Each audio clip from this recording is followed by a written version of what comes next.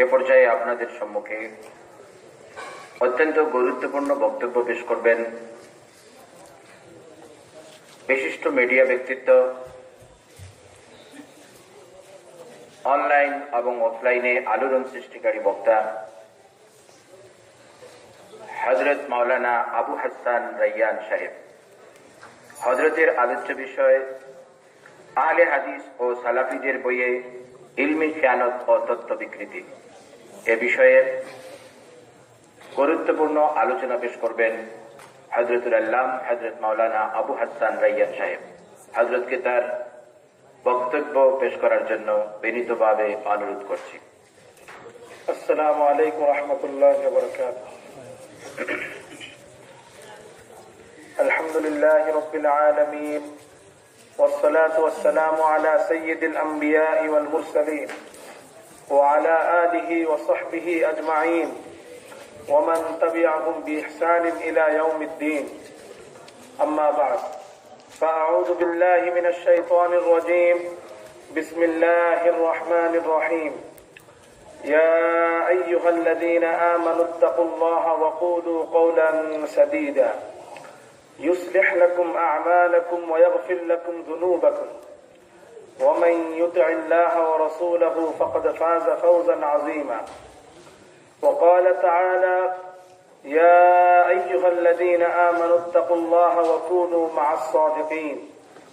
وقال تعالى: يا أيها الذين آمنوا اتقوا الله حق تقاته ولا تموتن إلا وأنتم مسلمون واعتصموا بحبل الله جميعا ولا تفرقوا واذكروا نعمة الله عليكم إذ كنتم أعداء فألف بين قلوبكم فأصبحتم بنعمته إخوانا. وقال رسول الله صلى الله عليه وسلم: لا يؤمن أحدكم حتى أكون أحب إليه من والده وولده والناس أجمعين. وقال رسول الله صلى الله عليه وسلم: لا يؤمن أحدكم حتى يحب لأخيه ما يحب لنفسه. وقال رسول الله صلى الله عليه وسلم: اللهم إني أسألك علما نافعا ورزقا طيبا وعملا متقبلا. وقال رسول الله صلى الله عليه وسلم: اللهم إني أعوذ بك من علم لا ينفع ومن قلب لا يخشع ومن نفس لا تشبع ومن دعوة لا يستجاب لها أو كما قال عليه الصلاة والسلام. الحمد لله, আল্লাহ তাআলা শুকর আদায় করছি যে আল্লাহ তাআলা আমাদেরকে একটি দ্বীনি মজলিসে, নেক মাহফিলে, আমাদের আকাবেরদের সোহবতে একত্রিত হওয়ার তৌফিক নসিব করেছেন। আলহামদুলিল্লাহ।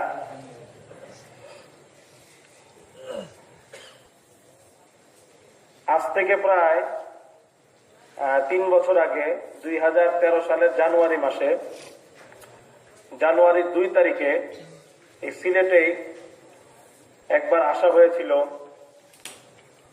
ওখানে সম্ভবত ওই জায়গাটার নাম এখন মনে আসছে না। ওখানে আমাদের আহলে হাদিস এবং সালাফি ভাইয়ের একটা মসজিদ করেছিল, আল কাইয়ুম মসজিদ না এরকম কি নামে। সেখান থেকে তারা বিভিন্ন রকম অপপ্রচার চালাচ্ছিল। ওটার ভিত্তিতে ওখানকার ওলামায়ে কেরাম গায়রে মুকাল্লিদিনদের সাথে একটা বৈঠকের আহ্বান জানায়। তারাও তখন রাজি হয়েছিল এবং চেয়ারম্যান সাহেবের অফিসে সেই মজলিস হওয়ার কথা ছিল। কিন্তু আমরা যখন গেলাম, আমাদের মুরব্বীরা উপস্থিত হইলেন, তখন দেখা যাচ্ছে আর তারা নাই।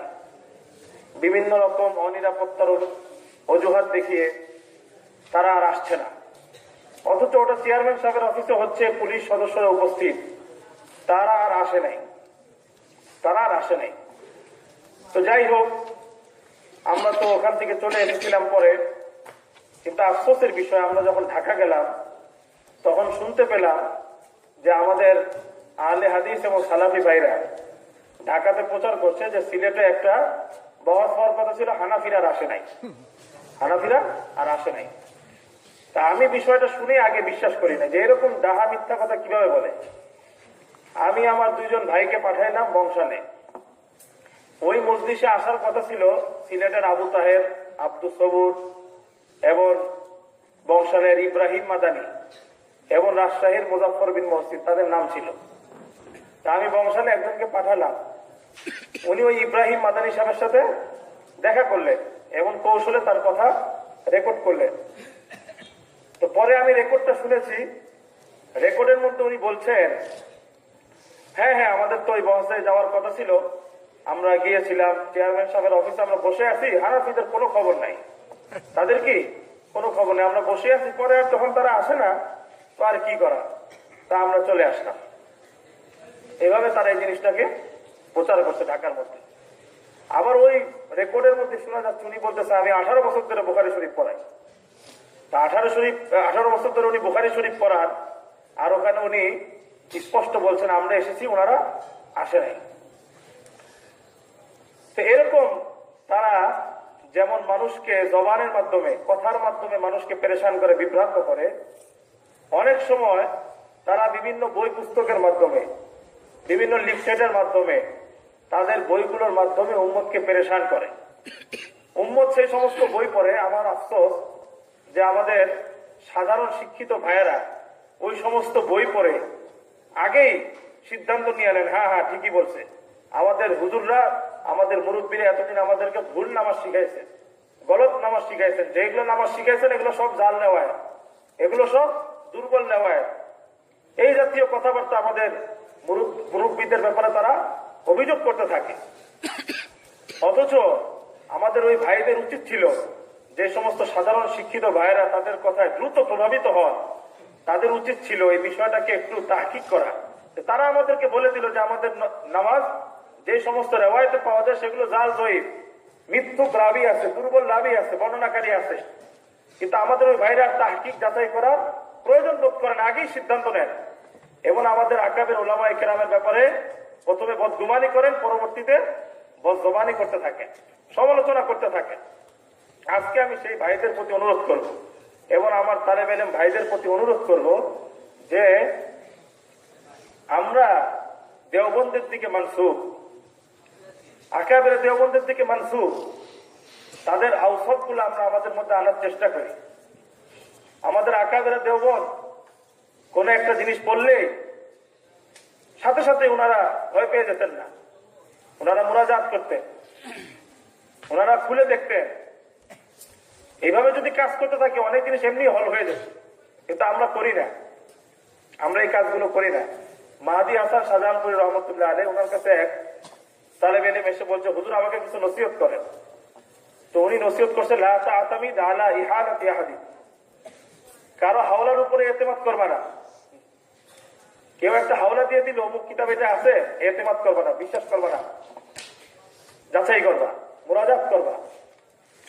তো ওই ছাত্র বলতেছে, ওয়ালাউ কানা ইবনে হাজার আসকালানির মতো বড় মুহাদ্দিস যদি একটা হাওলা দিয়ে দেয়, রেফারেন্স দেয়, আমি কি সেটাও মুরাজাত করবো? তো উনি বলছেন, আরে ইবনে হাজার তো দূরের কথা, ওয়ালাউ কানা ইবনে জাবাল, যদি সে ইবনে জাবালও হয়, হাজার মানে পাথর আর জাবাল মানে পাহাড়, যে পাথরের পুত্র না, জাবাল পাহাড়ও যদি হয় তাও মুরাজাত করবে। কারণ অনেক সময় কথা যখন নকল হয় তখন অনেক কিছু হয়তো পরিবর্তন হয়ে যেতে পারে, ভুল হয়ে যেতে পারে, ওনারা তার ইচ্ছাই করবেন না, ভুলে ভুলে হয়ে যেতে পারে। তো যেখানে আমাদের আহলুস সুন্নাহ ওয়াল জামাতে যারা ইমাম ছিলেন, মুহাদ্দিস ছিলেন, তাদের ব্যাপারে আমাদের আকাবেররা নির্দেশ দিয়ে গেছেন সেগুলো মুরাজাত করা, খুলে দেখা।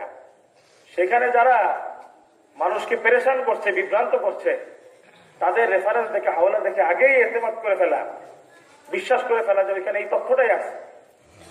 এটা তো বড় আমাদের, মানে এটা আমাদের অনেক বড় অসতর্কতা হবে। আহলে হাদিস এবং সালাফি ভাইদের বইপত্র মুরাজাত করে, মানে তারা এমন এমন পৃষ্ঠা নম্বর, খণ্ড নম্বর দিয়ে এমন অসত্য কথা বলতে পারে, এটা আমাদের কল্পনাই ছিল না, আমাদের কল্পনাই ছিল না। আমাদের সাধারণ শিক্ষিত ভাইরা এই সমস্ত জিনিস পড়ে ধোঁকা খেয়ে যায়, প্রয়োজনও মনে করে না ওলামায়ে কেরামের কাছে আসা। এখন সময় বেশি নাই, আমি খালি কয়েকটা মেসাল দেখাবো যে তারা পৃষ্ঠা নম্বর, খণ্ড নম্বর দিয়ে কি করেছে। পৃষ্ঠা নম্বর, খণ্ড নম্বর দিয়ে একরকম তথ্য দিছে, কিন্তু উল্টা তথ্য পুরা। যেমন তারাবির নামাজ আমরা কত রাকাত পড়ি? 20 রাকাত। তারা পড়ে 8 রাকাত।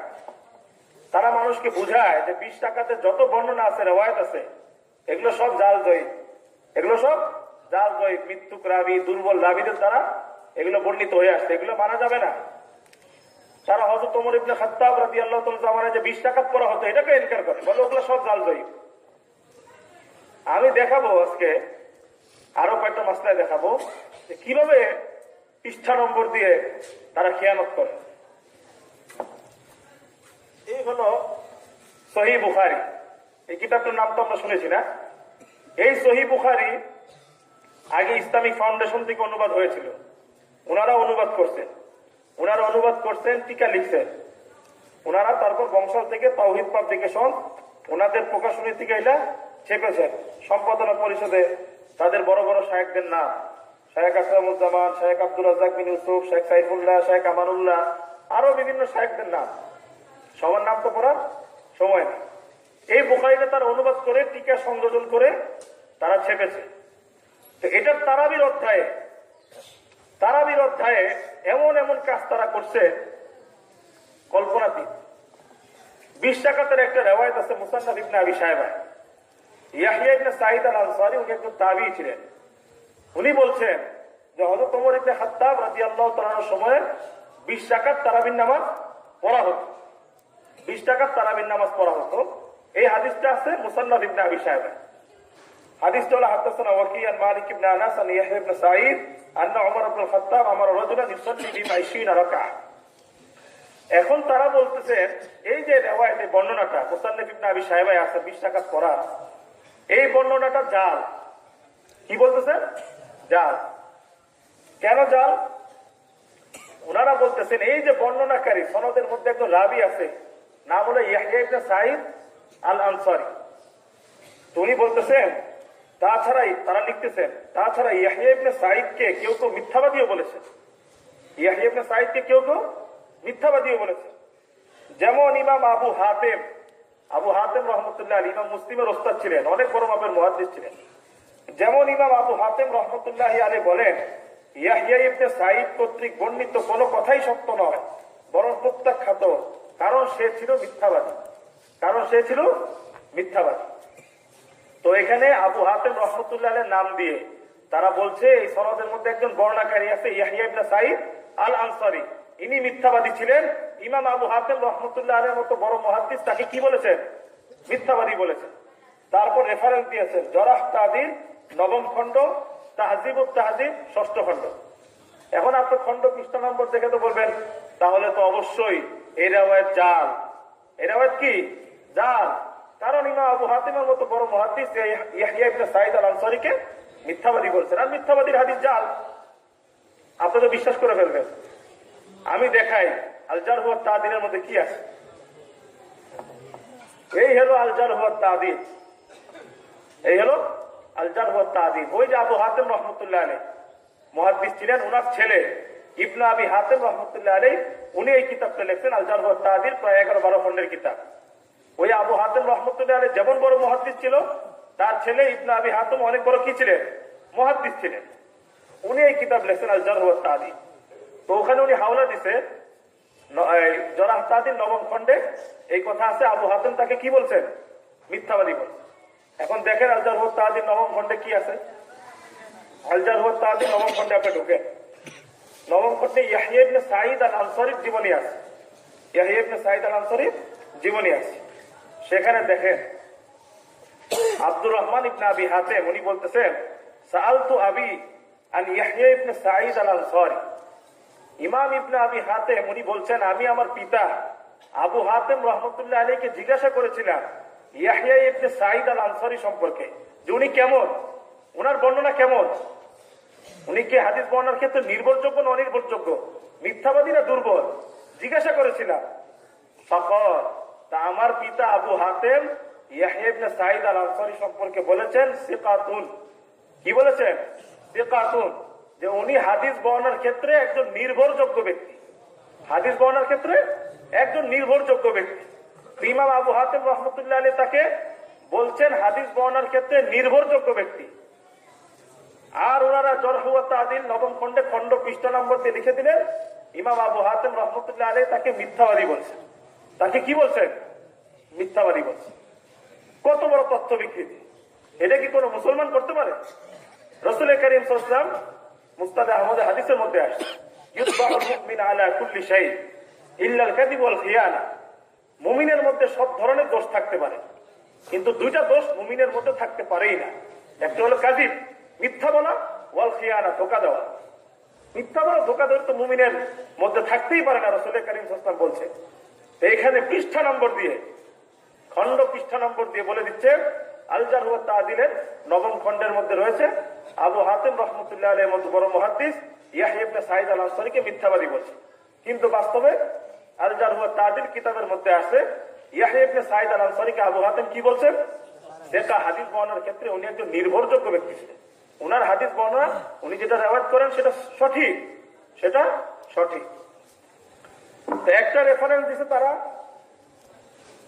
রেফারেন্স তারা দিয়েছে আল জারহ ওয়া তা'দীল। দ্বিতীয় রেফারেন্স কি দিয়েছে? তাহযীবুত তাহযীব। কি দিয়েছে? তাহযীবুত তাহযীব। তা আপনি বলবেন হয়তো যে আল জারহ ওয়া তা'দীলের মধ্যে নাই, হয়তো তাহযীবুত তাহযীবে তো আছে।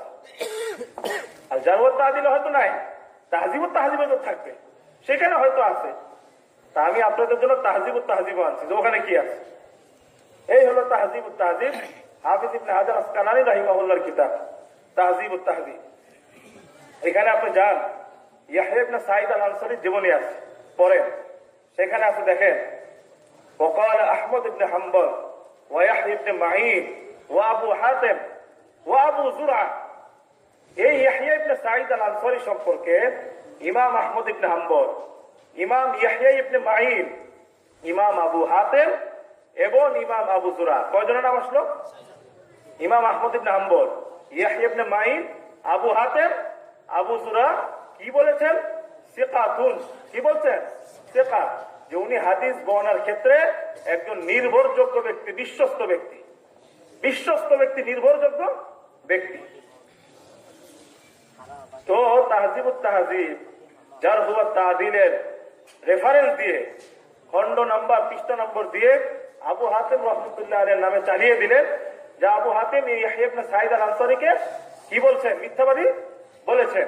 এখন আমাদের আহলে হাদিস ভাইরা এটা পয়রা হানাফিদেরকে, হানাফি আলেমদের সাথে তর্ক করে, আপনাদের হাদিস সব জাল, মিথ্যুক রাবীদের দ্বারা বর্ণিত, মিথ্যুক রাবীদের দ্বারা কি বর্ণিত।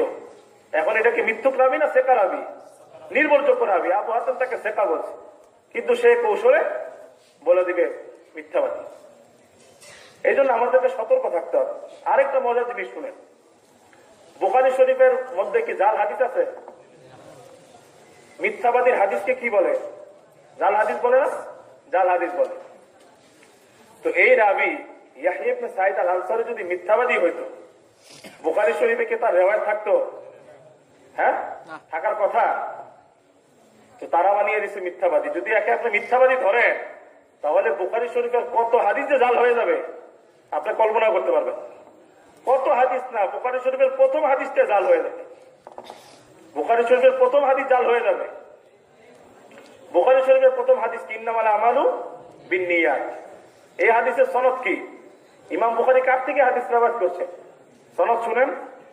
ইমাম বুখারী বলছেন হাদাসানা আল হুমায়দি قال حدثنا سفيان عن يحيى بن سعيد الأنصاري عن محمد بن إبراهيم التيمي عن علقمة بن وقاص الليثي قال سمعت عمر بن الخطاب على المنبر يقول سمعت رسول الله صلى الله عليه وسلم يقول إنما الأعمال بالنيات। এই হলো হাদিস, এই হলো হাদিসের সনদ। তো সনদের মধ্যে কি আছে? হাদাসানা আল হুমায়দি قال حدثنا سفيان عن يحيى بن سعيد الأنصاري।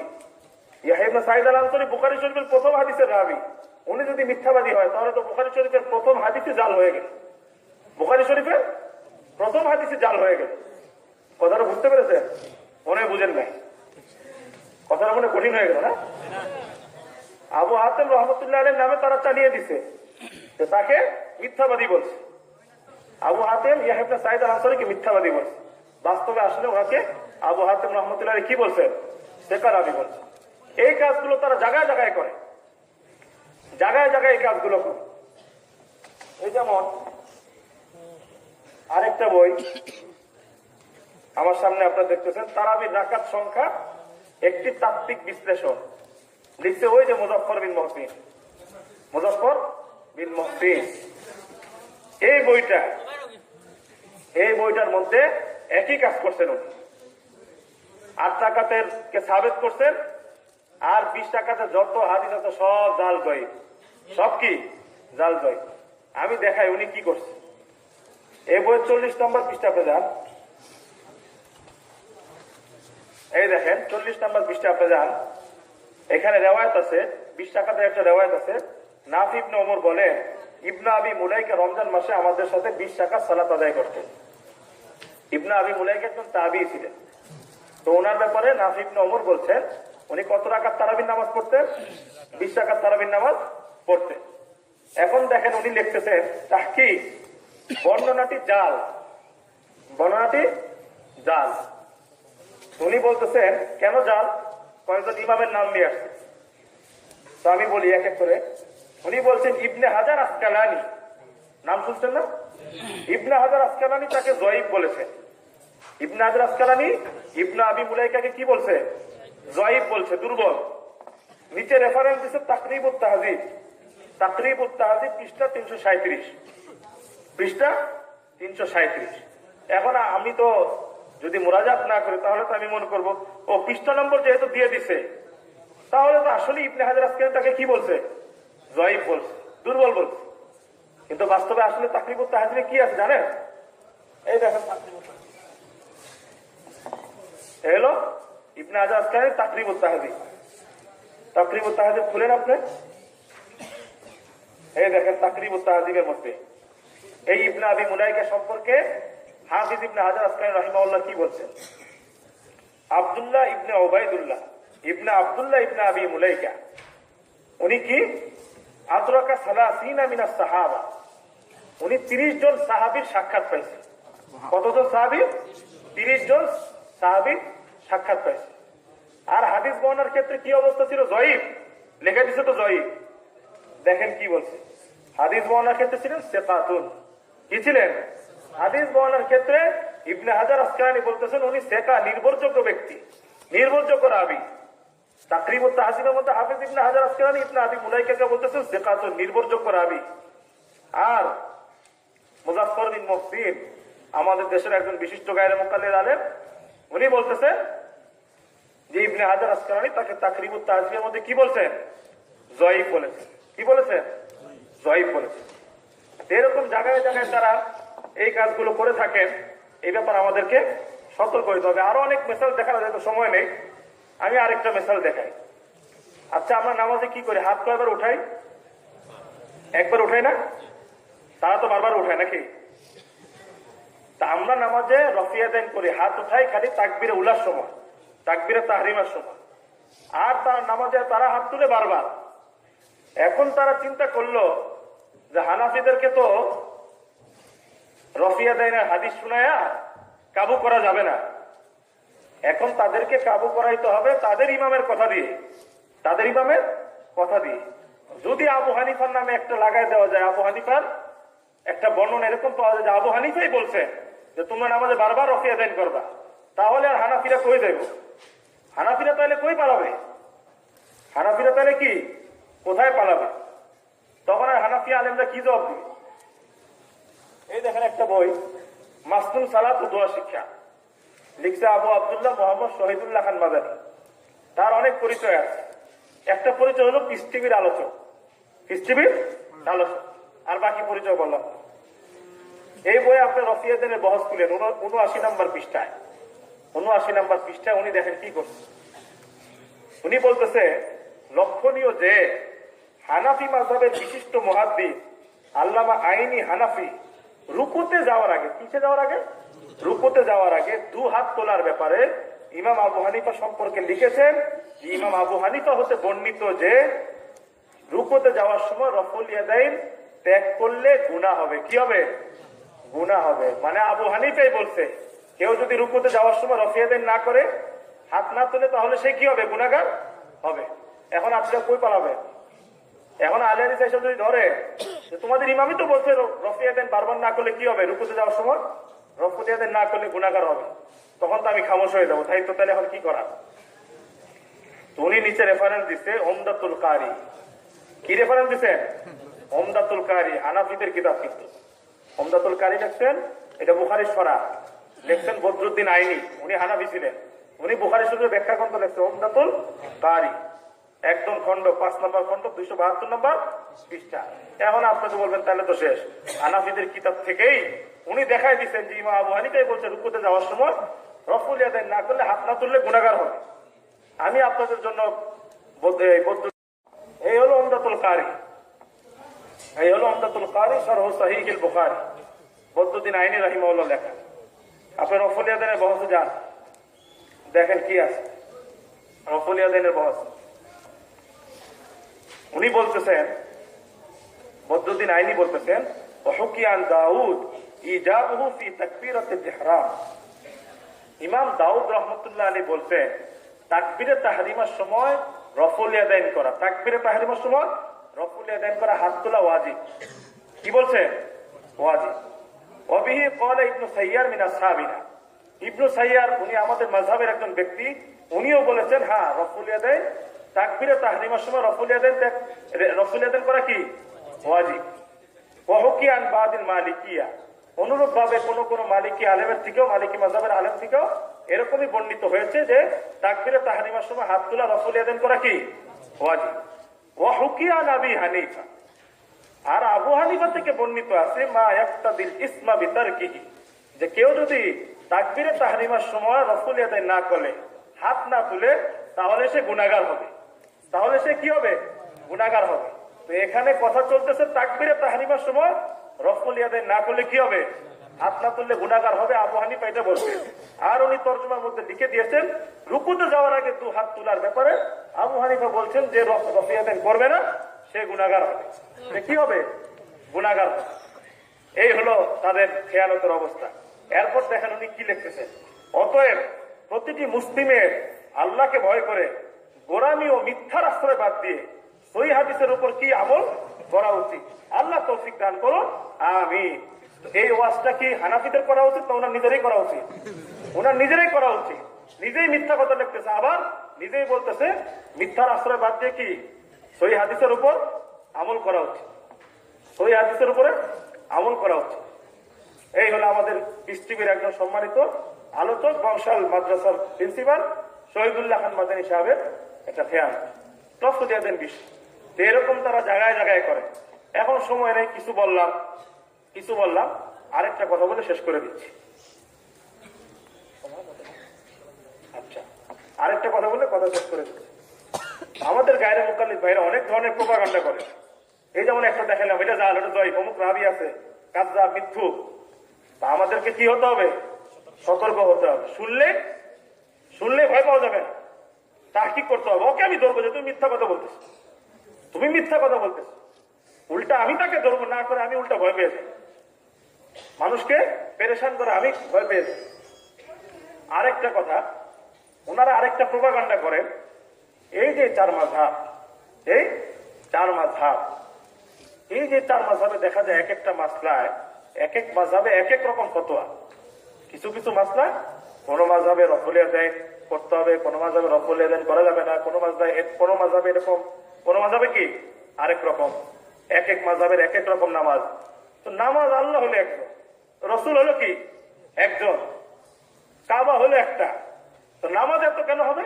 তার মানে বোঝা গেল এই মাযহাবগুলো সহিহ হাদিসের উপর আমল করছে না, সহিহ হাদিস মোতাবেক আমল করছে না।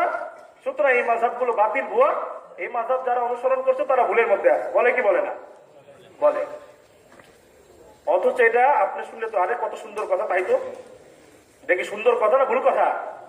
রাসূল কারীম সাল্লাল্লাহু আলাইহি ওয়াসাল্লামের সামনে, ওনার জামানায় রাসূল কারীম সাল্লাল্লাহু আলাইহি ওয়াসাল্লামের বাণীর মর্ম উদ্ধার করতে গিয়ে সাহাবীদের মধ্যে মতভেদ হইছে না?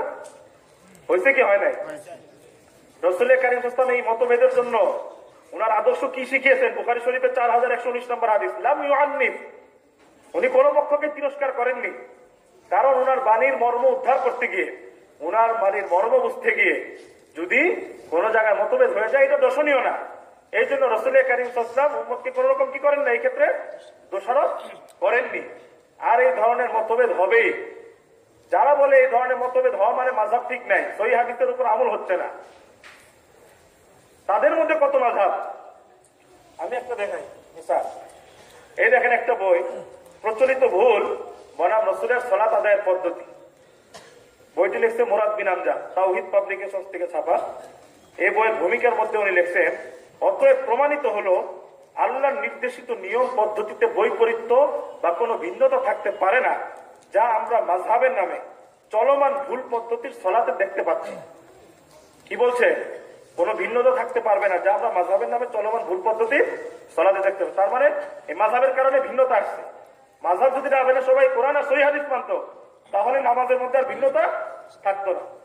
অনুরূপ ভাবে আরেকজন দেখেন, আব্দুল সাত্তার কালাবগিনা, উনি বই লেখছে বিশ্বনবীর নামাজই হানাফি মাযহাবের নামাজ বইয়ের জবাব ও সহিহ হাদিসের আলোকে বিশ্বনবীর নামাজ। এখানে উনি বইয়ের 13-14 নম্বর পৃষ্ঠা উনি বলেছেন, যারা বলেন রাসূল সাল্লাল্লাহু আলাইহি ওয়াসাল্লাম বিভিন্ন তরিকায় নামাজ পড়ছেন, এটা রাসূলের উপর মিথ্যা অপবাদ। তিনি একই তরিকায় নামাজ পড়েছেন যেটা সহিহ হাদিস ভিত্তিক ছিল এবং এক ও অভিন্ন ছিল। আল্লাহ আমাদের সবাইকে সহিহ হাদিস ভিত্তিক নামাজ পড়া তৌফিক দান করেন।